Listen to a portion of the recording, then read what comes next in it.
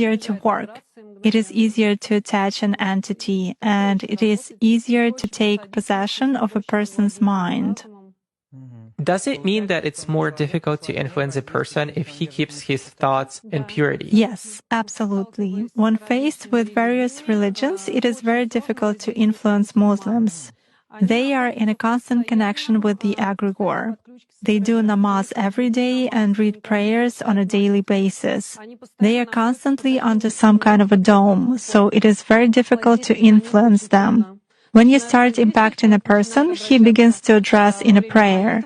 Indeed, many of them are very different from those who come to church only when everything is bad in their life. They come to pray, and then for 5 years they forget about God, some canons, and so on.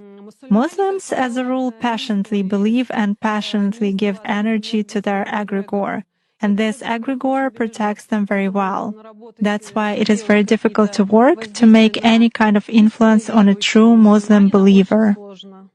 Is this some kind of a good egregore? Well, for them, yes. This egregore is good for adepts who contribute good energy to it. How do you sense it? For instance, you have found an energy trace of such a person. What's next? Do you try to drag him somehow to visualize this threat and you fail? Or how do you do that? It disappears. I cannot get a grip on it. I focus on it, but something immediately knocks me out of the flow, just like that. Or I visualize a person in front of me clearly and can affect him even at a mental level, but some image is not created in my mind at all. I even look at a photo, reproduce an image, but it vanishes from my mind. Thus, I can clearly see that a person is covered with something. Does this only work with Muslims? It does for me.